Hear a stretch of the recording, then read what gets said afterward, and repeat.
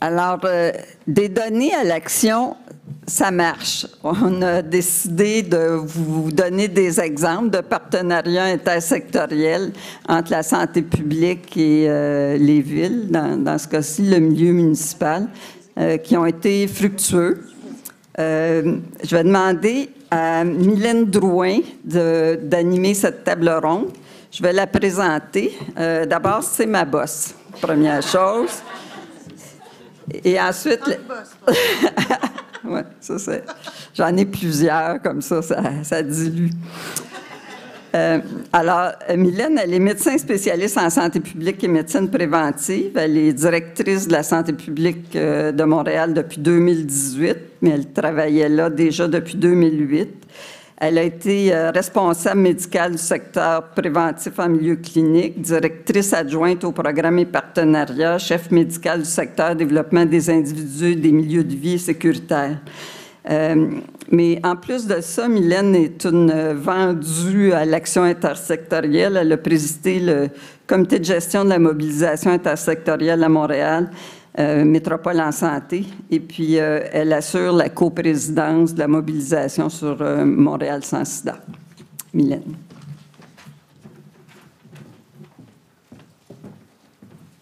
Avec Joanne de Rome. Parce que certaines de ces mobilisations-là sont en coprésidence avec des partenaires de la Ville. Alors, bienvenue tout le monde. Mais on a une petite table ronde, mais avec des panélistes qui en ont beaucoup à nous dire. Donc, on a un petit peu moins de 45 minutes, 10 minutes par panéliste. Et on a la chance, donc, de recevoir 2 personnes du milieu municipal, des convertis, je pense, au développement social et à la réduction des inégalités, mais qui vont pouvoir nous parler un petit peu de leur expérience. Et on va explorer un petit peu plus comment ils travaillent avec la santé publique, quels sont leurs défis, et surtout le défi d'intégrer cette réduction des inégalités-là dans d'autres secteurs de la ville. Alors, Joanne de Rome, je vous la présente. Elle est directrice du service de la diversité sociale et de l'inclusion sociale à la Ville de Montréal. J'appelle souvent ça, sa direction, je dis toujours, c'est notre direction sœur parce qu'on a beaucoup, beaucoup de dossiers en commun et on se voit de façon hebdomadaire. Donc, elle travaille sur plusieurs projets qui touchent l'amélioration du bien-être de l'ensemble des citoyens de la Ville de Montréal, dont le dossier du développement social, mais aussi de l'immigration. Donc, elle a des collègues qui sont de l'autre côté dans la journée sur l'immigration. Donc, je vais pas aller plus loin dans la description. Et on a Barbara Tremblay, qui est aussi chef de service du développement social et communautaire à la Ville de Lévis. C'est ma ville natale, fait que j'ai comme des liens avec vous deux aujourd'hui.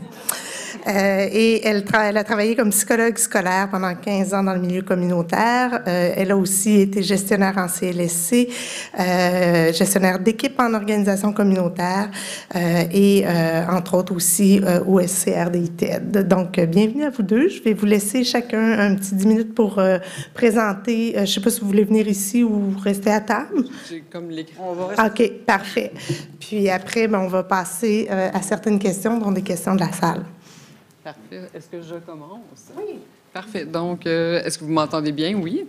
Alors, bonjour tout le monde. Je suis Joanne de Rome, comme Mylène l'a précisé. Donc, voilà.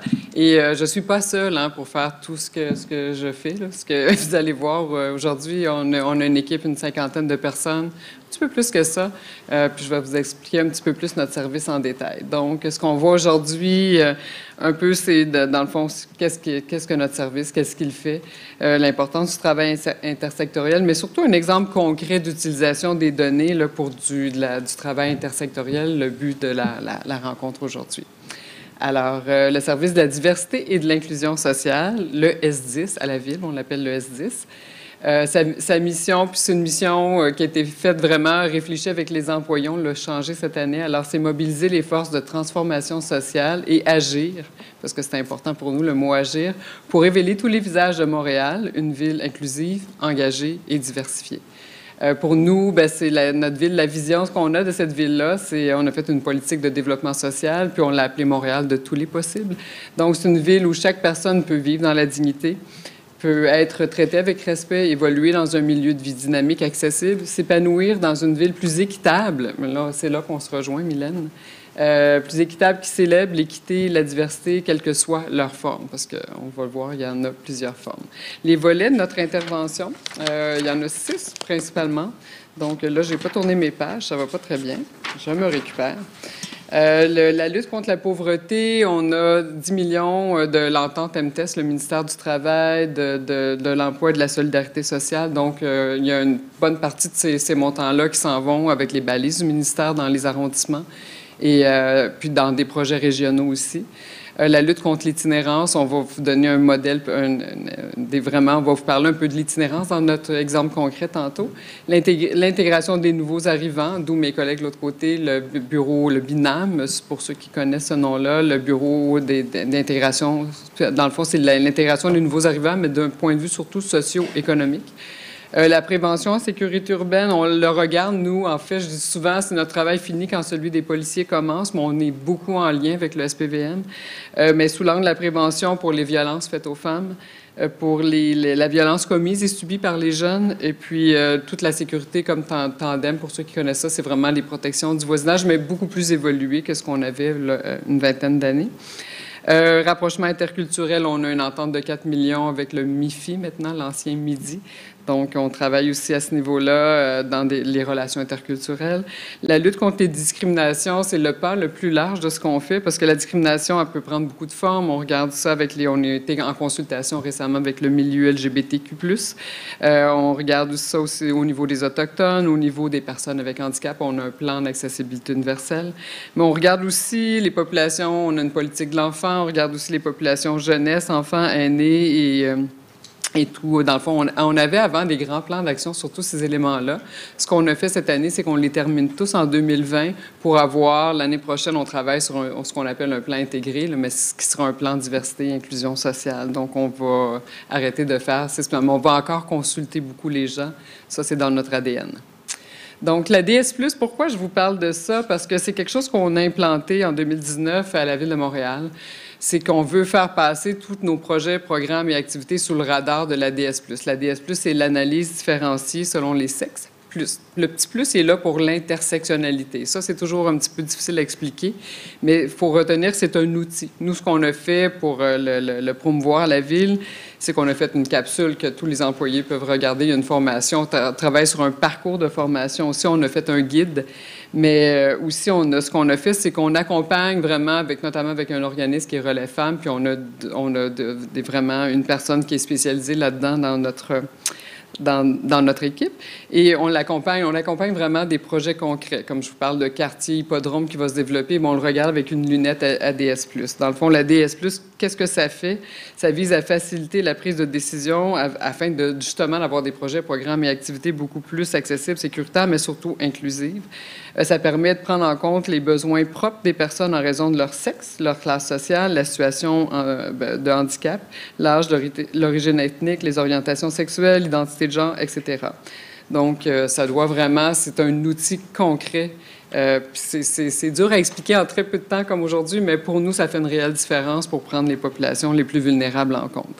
On l'a appliqué, nous, dans le plan climat. On vient de remettre une analyse aux gens qui gèrent le plan climat à la Ville sur l'ADS+. Fait que je vous donne des exemples plus concrets.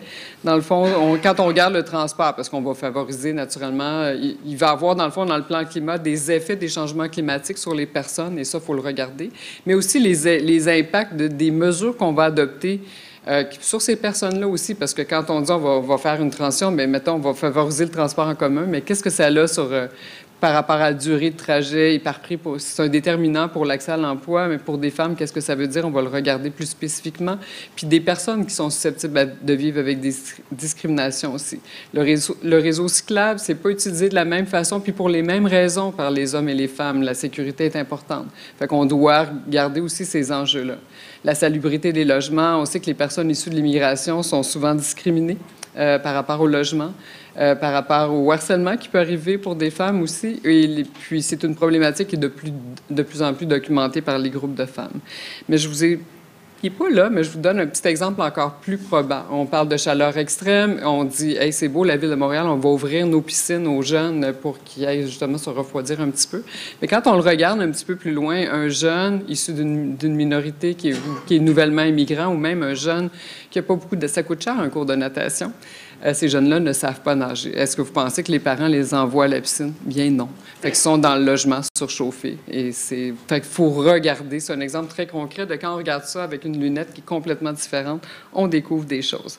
Donc, pour nous, puis pourquoi je vous ai présenté ça aussi? Parce que je trouvais ça important, c'est un virage important pour nous, mais aussi dans la collecte de données. On parle de données, mais si on regarde les données strictement d'une façon, on va aller interroger des choses, mais quand on place la DS+ sur un ensemble de données, je vous dis que ça fait une méchante différence. Donc, parce qu'on va le prendre en compte. Je vous donne un exemple encore concret. Quand on a fait le premier dénombrement en 2015 sur l'itinérance, on avait vraiment à notre table des groupes de femmes, parce qu'on s'est dit, quand on va faire le formulaire pour aller interroger ces gens-là, il faut qu'on ait une compréhension de... Il y avait aussi des Autochtones, une compréhension de ces gens-là, quelles questions on peut leur poser, c'est quoi leur réalité, puis comment on va interagir avec ces personnes-là. Et c'est différent, ça nous apporte une perspective complètement différente. L'importance du travail sectoriel, puisque c'est l'objectif. Alors, nous, Mylène le disait, on travaille beaucoup avec le milieu de la santé, mais on a un vocabulaire un peu différent. Toutefois, c'est souvent les mêmes thématiques, les mêmes préoccupations qu'on a. On souhaite, dans le fond, nos deux unités, on souhaite avoir un impact réel sur les conditions de vie des personnes, puis surtout les personnes les plus vulnérables. Puis ce travail-là, ça ne peut pas être fait seul. Dans le monde idéal, même, ce qu'on aurait, c'est une approche systémique puis des cibles communes. Ça sera encore une meilleure façon de réussir. Donc, quelques exemples de partenariats. Là, j'ai pas écrit Montréal Métropole en santé, alors je le dis. Les thématiques comme la sécurité alimentaire, on travaille ensemble. Les thématiques sur les aînés, l'initiative montréalaise du soutien au développement social local, donc les tables de quartier. On les soutient ensemble avec Centraide depuis plusieurs années. Les sites d'injection supervisés, vous allez dire, collaboration ville, bien oui, parce que dans le fond, on avait besoin de s'entendre quand on les a implantés. La ville a poussé, fait qu'il y a tout le pouvoir d'influence sur la ville, sur les politiques gouvernementales. Parce que nous, ce qu'on dit souvent, c'est que c'est nos citoyens qui sont dans notre ville. Donc, on peut soit agir ou soit influencer. Et je vous jure sur l'influence, on y va par là. On l'a fait pour le cannabis récemment aussi. Donc, les sites d'injection, il y avait tout l'aspect communicationnel. Nos élus, il fallait qu'ils comprennent pourquoi. Fait que Carole Morissette, je l'ai croisée ce matin, elle était ici, elle est venue au comité exécutif avec moi, avec Richard Massé à l'époque, pour expliquer c'est quoi un site d'injection supervisé, puis pourquoi, puis à quel besoin ça répond. Des dérogations, il fallait trouver ça. Il fallait tout l'aspect sécurité avec la police, les policiers autour de ce site-là aussi. Fait que c'est du travail ensemble. Montréal sans sida qu'on copilote, je l'ai écrit celui-là. La stratégie montréalaise en réduction des méfaits. Puis le PIC aussi, projet impact collectif de Centraide, où on est à la table avec les grandes fondations à Montréal. La coalition des tables de quartier, Mylène et moi, on participe à cette table-là aussi. Donc, il y en a plusieurs. Puis là, je sais que j'en ai oublié. Donc, elle a dit qu'on se voyait toutes les semaines. Hein? Alors, l'unité de débordement, c'est l'exemple concret dont je vais vous parler, qui est un exemple d'utilisation de données pour du travail intersectoriel. Fait que c'est en itinérance, d'accord? On ne l'a pas écrit, là, mais là, je vous le dis, c'est vraiment en itinérance. Donc, le contexte, c'est qu'on savait qu'il y avait un manque de place dans le réseau pour quand vous allez voir CHU, là, c'est vraiment les services d'hébergement d'urgence. Ça veut dire quelqu'un qui n'a pas d'endroit pour dormir pour la nuit. Communément appelés les refuges. Donc, les personnes avec consommation excessive d'alcool, les personnes qui ont des chiens, les couples n'utilisent pas ces refuges-là à cause des règlements qui sont liés à la sécurité puis à la gestion de ces sites-là. Quand tu veux intervenir sur des personnes en situation d'itinérance puis que tu as quelqu'un de très dérangeant, c'est difficile aussi de dire, bien, est-ce que je vais travailler sur un ensemble plus grand de personnes ou bien je vais mettre beaucoup, beaucoup d'énergie sur 20 qui dérangent. Donc, c'est des décisions difficiles à prendre pour les groupes communautaires qui s'occupent de ça. Naturellement, les toxicomanes sont exclus aussi. Puis, en termes d'égalité, bien, ces personnes-là n'ont peu ou pas accès à des services. Donc, ce qu'on a fait pour les données, c'est qu'on a collecté des données. La Ville a collecté les données qui sont fournies par les refuges et qui sont retransmises à l'ensemble des partenaires. Donc, les données qualitatives sur les taux d'occupation de ces services-là. Les constats qu'on a faits, c'est qu'il y avait une hausse constante d'occupation. Vous pourriez dire, vous le saviez un peu, mais parler de perception puis aller voir des élus prendre des décisions à partir de perception, c'est moins efficace. Quand on a vraiment des données probantes, on est capable de faire des recoupements puis on est capable aussi de vraiment influencer la prise de décision politique. Donc, dans la majorité des cas, on se rendait compte que ça dépassait 100 %. Les données qualitatives qui sont aussi importantes parce qu'on a fait d'autres constats à partir de ça. Les CHU, dans le fond, doivent refuser des gens. Une partie de la clientèle ne trouve pas des services parce que c'est beau de savoir qu'ils sont pleins, mais combien de personnes on a refusé aussi, puis pour quel motif? Donc, ces données-là sont importantes aussi. Donc, en 2018, les données démontraient un besoin criant de services en hébergement. Donc, ce comité-là a été mis en place en 2015. En font partie le CIUS Centre-Sud de l'île de Montréal, la sécurité publique, le SPVM, la santé publique, naturellement tous les directeurs, directrices des refuges et la ville de Montréal. Donc, ce comité a permis de recueillir des données plus fines provenant du milieu, de mobiliser rapidement autour d'une solution commune. En fait, ce qu'on a fait, c'est qu'en décembre 2018, on s'est rencontrés pour se dire ça n'a pas de bon sens, on déborde à partir des données qu'on avait. Donc, ce que ça a fait, c'est que ça a permis de débloquer des fonds du CIUS, Centre-Sud, du ministère de la Santé et des Services sociaux et de la Ville de Montréal. On a ouvert un nouveau site qu'on appelle, nous, à haut seuil. Il y en a qui disent bas, des fois, il y en a qui disent haut, mais haut seuil, ça veut dire qu'on accepte beaucoup plus de choses. On vous a parlé tantôt des couples, des chiens, fait que les chiens étaient acceptés. Donc, on a mis ça, dans le fond, c'est les anciens locaux d'un hôpital, Royal Victoria, pour ceux qui sont montréalais qui le connaissent. Alors, puis il y a des organismes communautaires qui ont accepté de porter ce projet-là. Fait que c'est vraiment dans une rencontre qu'on avait fait avec la santé et la mairesse. J'accélère. Donc, les résultats, 80 lits qui ont été ouverts, on a pu, dans le fond, on a pu rediriger les personnes vers d'autres services. Donc, c'est un bénéfice autant pour les citoyens, les refuges et tout ça. Donc, puis c'est un travail qui se poursuit. Donc, on continue. Là, je n'ai pas changé de page pour vous. Pour la deuxième année, dans le fond, on a utilisé les données genrées pour mettre en lumière que les femmes n'avaient pas autant accès. On s'est aperçu que les femmes ne le fréquentaient pas. Donc, on s'est dit, OK, comment on va faire pour s'assurer que les femmes aussi aient accès? Fait que cette année, on va avoir une aile séparée hommes-femmes pour vraiment ou les personnes qui s'identifient comme femmes aussi. Donc, les conditions de succès, c'est d'avoir une instance qui se réunit sur une base régulière, puis que les gens soient engagés, bien entendu. Développer une vision commune qui permet une action rapide, l'agilité aussi. Puis pour les données, c'est d'avoir des données à la fois genrées, à la fois qualitatives et quantitatives. Et naturellement, bien entendu, le nécessaire travail avec les organismes communautaires pour y arriver. On a poussé ça plus loin dans la dernière année. En fait, on a créé, dans l'entente Réflexe Montréal, dans le volet itinérance, on a créé une instance de collaboration qui est administrative, qui est l'instance stratégique. Donc, le ministère de la Santé, le CIUS Centre-Sud et la Ville, on est assis ensemble à la même table depuis 2 ans et on a conclu une entente partenariale à ce niveau-là. Puis on a dégagé 7 priorités sur lesquelles on travaille. Il y a un volet politique qui est le bureau de gouvernance en itinérance où la mairesse et Mme McCann se rencontrent avec la PDG du CIUS Centre-Sud. Donc, où là, vraiment, les enjeux sont discutés à un niveau politique, ce qui est quand même intéressant aussi. Ça a donné une entente de 5,45 millions pour les 3 prochaines années. Cette année, ça a été décidé. Fait que c'est quand même... Ça peut aller loin, la concertation. Alors, voilà. Merci beaucoup.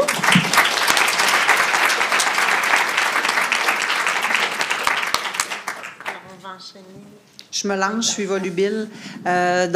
Bonjour, Barbara Tremblay de la Ville de Lévis. Je vais être vraiment très humble dans ma présentation parce que d'entrée de jeu, pour passer la parole après la Ville de Montréal ou même mes collègues de l'autre bord de la Rive-Sud, on s'entend que les enjeux sociaux à la Ville de Lévis ne sont pas les mêmes.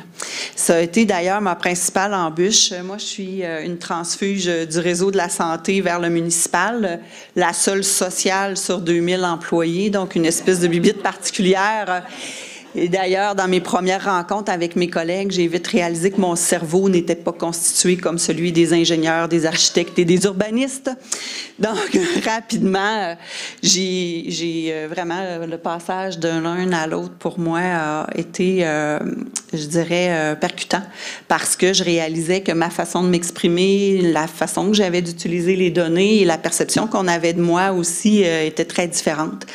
Parce que, bien évidemment, j'étais perçue comme une pelleteuse de nuages. Quand on fait du social, on pèle des nuages puis on a un grand cœur.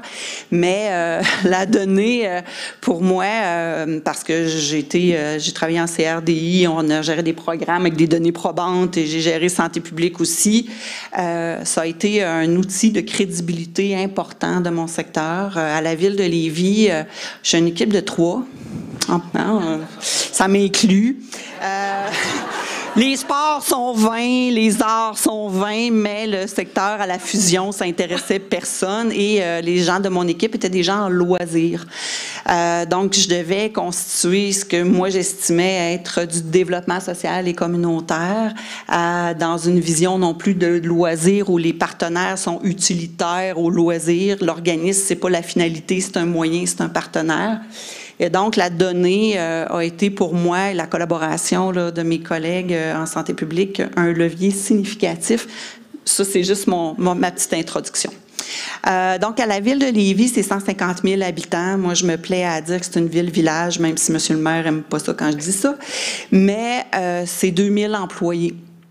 On avait, nous, un fonctionnement par politique sectorielle, donc politique familiale, aînée, enfance. Et à mon arrivée en 2015, je réalisais que ces politiques-là étaient devenues des leviers pour des enjeux corporatifs des partenaires, notamment des partenaires communautaires, plutôt que des leviers significatifs pour agir sur les inégalités. Donc, j'ai convaincu les élus, notamment le maire, parce que je pense que dans une ville, si on n'a pas l'adhésion du premier magistrat, on ne peut pas avancer sur les inégalités, ça c'est clair, d'abolir toutes ces politiques-là et d'en créer une seule. Donc, on s'est lancé en 2016 dans une démarche colossale d'une politique en développement social selon les règles de l'art. Donc, selon les règles de l'art, c'est documenter. C'est quoi nos enjeux sociaux réels? Parce que ça permet d'objectiver ce qui est instinctif et ce qui est aussi parfois des enjeux corporatifs de nos partenaires.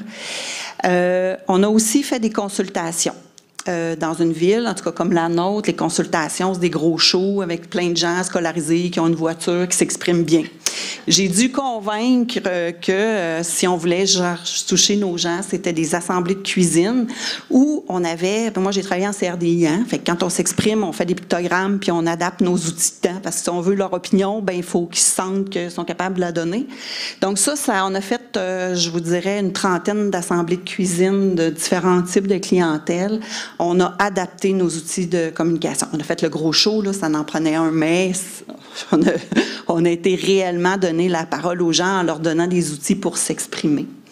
Au total, c'est près de 1000 personnes qui ont été consultées et j'ai consulté mes collègues internes de la ville parce que l'enjeu d'une politique, moi, mon but, là, c'est qu'ils me mettent dehors de la ville parce que tous mes collègues ont intégré le développement social dans leur pratique. Ça, là, ce serait vraiment super. Si je fais ça avant ma retraite, ça va être bien. Donc, je les ai impliqués, on les a impliqués à chacune des consultations, on les a mélangés avec les partenaires de sorte à ce que leur pensée à eux évolue aussi. Parce qu'à Lévis, mes collègues pensent que tout le monde gagne 100 000, tout le monde est blanc et tout le monde parle français. Ce n'est pas la réalité. On a sorti nos données en chiffres réels. Si tu dis que tu as 2 % de personnes sur le seuil de la pauvreté, c'est rien là. Mais si tu viens de dire que ça touche 10 000 personnes, là, ça donne du relief aux collègues, puis tout le monde, et moi je pense vraiment que la clé c'est de toucher aussi le cœur, parce que tout le monde a du cœur. Les gens, certains sont plus rationnels, là, je fais beaucoup de blagues parce que mes collègues sont plus cartésiens que moi, mais quand je suis capable de leur amener des histoires vraies, des vécus de citoyens dans leur cas, et ma direction générale a accepté que je loue des autobus puis que je les amène des organismes. Ça a été très payant. Donc, qui côtoient les gens, qui aillent manger avec, puis qui voient que Lévis, c'est pas si homogène que ça. Et quant à moi, une seule personne qui vit des inégalités, c'en est une de trop. Donc, c'est pas à cause qu'on n'en a pas beaucoup qu'il ne faut pas agir. Il faut pas creuser le fossé non plus. Donc, suite à notre démarche, on a fait, nous, un portrait de données et on a utilisé les données de caractérisation que Marie-Noëlle a parlé tout à l'heure. Ça a été important pour nous. Bien, par ailleurs, on a participé à la démarche, donc nos urbanistes ont travaillé avec eux. Fait que c'était une façon de s'approprier de la donnée. Et on est même très content parce que j'ai réussi à convaincre mes collègues. Nous, on a un logiciel qui s'appelle GoCité, qui est le logiciel des géographes urbanistes et tout, et on a intégré les données de caractérisation dans les outils de planification de la ville. Là, dernièrement, il fallait couper des patinoires. Fait que là, je dis, ben oui, on peut pas couper n'importe quelle patinoire. Fait que les données de caractérisation, planter des arbres dans certains quartiers, là, mes collègues commencent d'office à utiliser la donnée, puis ils n'ont pas à aller la chercher ailleurs, on l'a intégrée dans leurs outils. Bien entendu, on a fait un peu de ménage parce qu'il y en avait beaucoup de données, puis j'ai fait l'effort de trouver des données qui leur parlaient et pour lesquelles ils voyaient eux-mêmes un réel gain. Parce qu'on peut facilement les perdre. On a aussi changé les termes. Pour moi, ce qui était important, c'était d'arriver à mes résultats. J'appelle ça d'une façon ou d'une autre, c'était pas très grave. Donc, toute notre démarche, entre autres, nous, on n'a pas parlé des déterminants de la santé. En une ville, si tu dis santé, ils disent « Ah, c'est pas ma job, c'est celui du réseau de la santé ». Donc, ce qu'on a fait, c'est on a parlé des déterminants de la qualité de vie, on les a documentés et on a réussi à avoir l'adhésion des élus. On a agi sur le logement et sur les mêmes enjeux, mais avec des termes qui leur parlaient et des termes qui parlaient autant au niveau politique qu'au niveau administratif. Là, on est en train de produire le plan d'action. On a créé des groupes mixtes de partenaires externes, internes.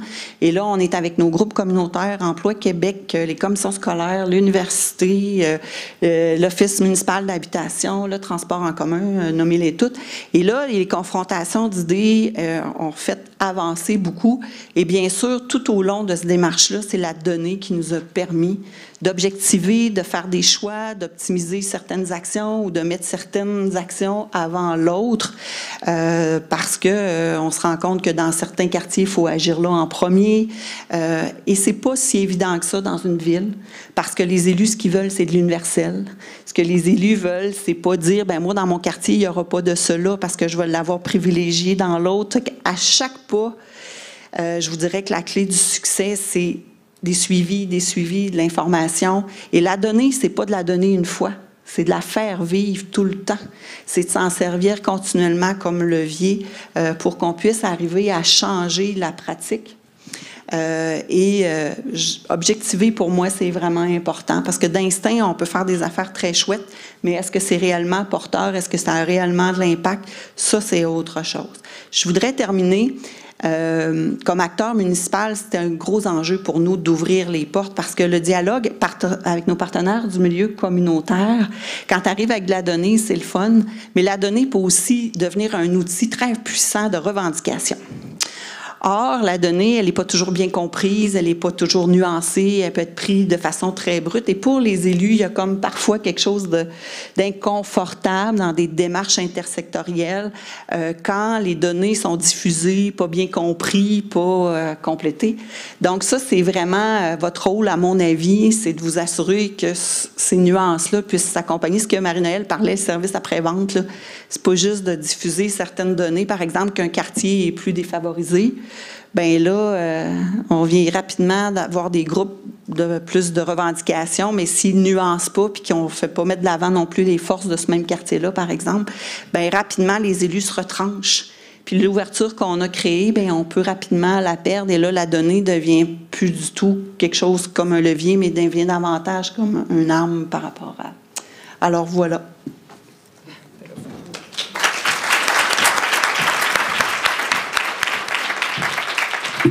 Merci beaucoup. C'était vraiment deux présentations fort inspirantes, deux villes dans lesquelles je suis contente de vivre et d'avoir vécu. Non, mais sérieusement, je pense que vous dites vous souhaitez disparaître un jour, mais je pense que ça serait le rêve aussi de la santé publique, ouais. Peut-être un jour de plus avoir à travailler autant et à se battre là, pour faire avancer certaines politiques sur certains déterminants on ne dira pas la qualité de vie. Là. Alors, il nous reste un petit 10 minutes. Moi, j'avais quelques questions à vous poser, mais je pense que je vais laisser la salle, puis je poserai les miennes à travers, parce que je pense qu'il y a probablement de l'intérêt à en savoir plus ou à questionner les gens sur des éléments. Est-ce qu'il y avait des éléments est-ce que certains veulent sauter? Sinon, moi, j'en ai quelques-uns. La question que je me demandais, un petit peu, puis je pense dans la deuxième présentation, vous l'avez abordé un peu, mais par exemple, la réception et vos stratégies pour arriver, vous avez dit, vous rentrez dans les outils de planification des gens, mais est-ce que il y a des directions qui sont plus difficiles à aborder? Est-ce que vous avez eu des alliés qui vous ont aidé à faire en sorte, par exemple, d'amener l'ADS dans le plan climat de la ville ou en urbanisme ou dans d'autres directions pour lesquelles... donc, peut-être nous parler un petit peu plus de vos stratégies pour amener cette préoccupation-là dans l'agenda de d'autres pour lesquels... Allez-y. Alors, c'était pas simple. Le dernier plan d'urbanisme, je vous dirais qu'il était très briques, pierres, arbres, culture. J'étais désespérée. Mais je vous dirais que ça a beaucoup changé à la ville. On a eu des administrations très progressistes dans les dernières années. Puis la DS+, c'est vraiment les élus, puisque nous, on planchait sur quelque chose qui ressemblait à ça. Mais les élus nous ont dit, nous, on veut que ça soit vraiment de tous les côtés, qu'on implante ça à la ville. Fait que c'est une proposition des élus au départ. Quand je pense à mes collègues, puis je vous parle du plan d'urbanisme, maintenant, je suis sur le comité directeur du plan d'urbanisme. Je suis sur le comité directeur de l'alignement stratégique de la ville. Je suis le plan climat. Ils sont venus nous rencontrer. On a passé le plan climat à l'ADS. Vous avez vu des exemples qu'on a, puis il y en a beaucoup d'autres. Donc, c'est vraiment un changement où le développement communautaire, puis on le voit dans les villes, ça change graduellement. Il y a l'Association québécoise du loisir municipal. Je suis allée, pas la dernière, mais l'autre avant. Puis on voit ce changement-là. On a fait une conférence sur l'itinérance il y a 2 ans. Donc, puis c'est ça. Fait qu'il y a vraiment un changement de prendre les personnes en compte dans toutes les sphères de l'administration municipale. Donc, ça prend des administrations qui croient de la direction générale en premier, puis les élus aussi, naturellement. Fait qu'on le voit, le changement. Ça, c'est vraiment chouette. Alors, je pourrais prendre ma retraite à un moment donné quand tout le monde... Avez-vous quelque chose? Bien, de notre côté, on a beaucoup utilisé la contribution d'Éric, notamment en présentant nos données au comité de direction de la ville. Bien entendu, il faut que le directeur accepte de libérer tout le comité de direction pour les convaincre. Et ça prend, là, je nomme Éric, là, mais quelqu'un qui a aussi des habiletés politiques à présenter ces données-là et à les rendre payantes pour la direction de la ville. Évidemment, certaines directions, c'est plus difficile à intégrer, mais je pense que c'est pas parce que les gens ne veulent pas, c'est qu'ils n'ont pas cette expertise-là, puis le réflexe de consulter. Mais nous aussi, maintenant, c'est dans la planification stratégique de la ville. Les directions sont obligées d'intégrer le développement social, mais ça prend un message très fort de la haute direction et des élus, là. Nous, c'est ça, j'ai oublié quelque chose d'important, c'est que depuis l'an passé, depuis 2019, dans le fond, et ça continue, il y avait 7 priorités pour la direction générale, puis il y en a 4 cette année. Et l'inclusion est dans ces 7 priorités-là et est restée dans les 4. Et ça, ce que ça veut dire concrètement, ça veut dire que dans tous les cahiers de performance des cadres de la Ville de Montréal, l'inclusion est là. Et ça fait virer un bateau. Est-ce qu'il y avait des gens qui ont eu de l'inspiration? Sinon, je continue dans mes questions. Oui. Oh, Marie-André. Encore moi. Merci beaucoup pour vos présentations. C'est vrai que c'est vraiment inspirant. Je trouve que ça redonne beaucoup de vigueur à la donnée, puis à son importance, puis à comment la faire connaître aussi. On parle d'intersectoriel. Dans vos rêves les plus fous, est-ce qu'il y a des partenaires sur lesquels vous aimeriez mettre la main ou renforcer vos liens qui sont peut-être un peu moins naturels ou moins historiques, disons? Vous allez être en état de choc, je vais dire le réseau de la santé. C'est un réseau qui est complexe. Je peux avoir des excellentes relations avec mes collègues de la santé publique, mais quand j'arrive sur le terrain pour créer des liens pour un projet spécifique, là, je suis butée avec les directeurs programmes. J'ai la chance de les connaître encore parce qu'ils ne sont pas en retraite, mais c'est compliqué de tomber dans l'action avec un réseau si gros et de les convaincre de ce partenariat-là. C'est pas une seule personne à convaincre. Ça fait que pour nous, ce serait le réseau de la santé. Nous, je vous dirais, en fait, notre enjeu n'est pas tellement ces partenaires-là, parce qu'on les a avec nous, on travaille avec les grandes fondations de plus en plus, on on connaît, je veux dire, on travaille beaucoup avec Centraide déjà, fait que c'était très créé, mais c'est d'avoir du temps. Ça nous prendrait des lacs à l'épaule, finalement, ensemble, pour définir les grands enjeux, pour s'entendre sur on en parlait tantôt, sur les cibles à atteindre. Donc, ça nous prendrait plus de temps à haut niveau pour vraiment orienter. C'est plus ça qui nous manque, parce qu'ils sont là, mais c'est tellement des grosses machines, la ville et la direction régionale de la santé publique. Donc, c'est plus, l'enjeu, c'est vraiment plus d'avoir du temps pour définir quel système puis les cibles qu'on veut atteindre. Oui, puis je renchérirais sur je pense que les liens santé publique-ville sont bien établis, sont là depuis longtemps parce qu'on avait tellement le goût de travailler avec les leviers de la ville. Donc, je pense qu'à travers les dernières années, décennies, on s'est rapprochés. Mais clairement, puis nous, on le vit à Montréal par exemple, dans un dossier comme logement. Quand on arrive, on met on a des enjeux d'insalubrité assez majeurs là, à Montréal. Puis quand arrive des enjeux concrets sur le terrain où la ville, avec les inspecteurs, ont besoin de services de santé mentale, de personnes âgées parce que la personne a un trouble d'accumulation compulsif ou c'est tout le bloc. Bien là, clairement, nous, on est là, mais on n'a pas les leviers d'action des programmes services et c'est là que toute la complexité de notre réseau est clairement pas facile et les arrondissements nous le disent clairement.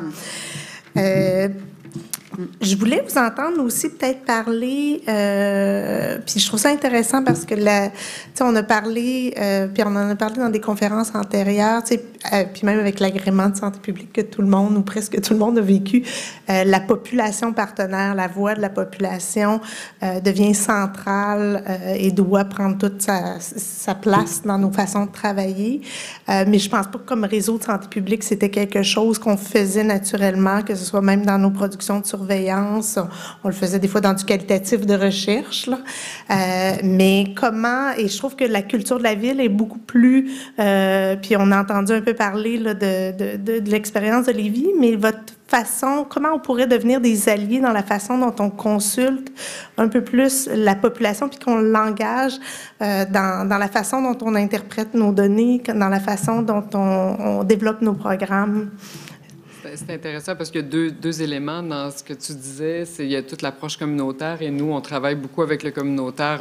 De plus en plus, on coproduit. On a travaillé récemment sur une politique montréalaise pour l'action communautaire. Fait qu'on l'a fait avec le milieu communautaire. Quand on l'a présenté aux élus, ils nous ont dit « Oh, pas sûr que ça va fonctionner. » Puis là, quand on l'a présenté publiquement, on a quasiment eu une vague dans la salle parce que le milieu communautaire avait ce qu'il avait souhaité.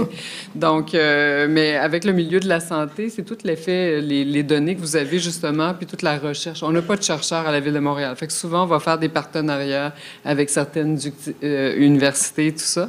Mais c'est dans le fond d'aller chercher les bonnes données au bon moment sur ce qu'on a besoin. Ça reste un défi.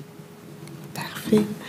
Est-ce qu'il y avait d'autres questions? Je pense que j'ai vu un petit carton. Est-ce qu'on est à la limite de notre temps? Je dois... Mais juste un petit mot pour vous dire que je suis en train d'écrire avec un groupe de travail un rapport justement sur comment inclure la participation du public en surveillance. En surveillance. Donc, ça s'en vient. Le comité d'éthique en santé publique nous avait demandé déjà en 2004 de le faire. C'est quelque chose qui est très difficile, on le sait, qui fait peur un peu. Mais on est là-dessus, des années plus tard, mais on est en train d'écrire, puis on est surtout dans comment convaincre les professionnels de surveillance de se lancer dans ces démarches-là, puis de montrer les conditions de succès pour essayer, c'est ça, de dire, bien, c'est important. Puis une grosse étape a été justement de dire c'est qui le public. Et naturellement, les gens vont dire, bien, nos partenaires ou les organismes communautaires. Et là, le pas de plus qu'on va faire, c'est non, on veut des gens de la population qui vont venir vraiment nous éclairer avec leur savoir expérientiel, puis dire qu'est-ce qui est important pour eux, puis surtout identifier peut-être des objets de surveillance qu'on ne connaissait pas. Donc, juste dire, on avance là-dessus, tranquillement, pas vite. Bon, merci beaucoup pour ce commentaire. Je laisse, puis là, j'ai laissé mon petit papier là-bas, la parole à Nicolas Zorn pour la suite. Merci.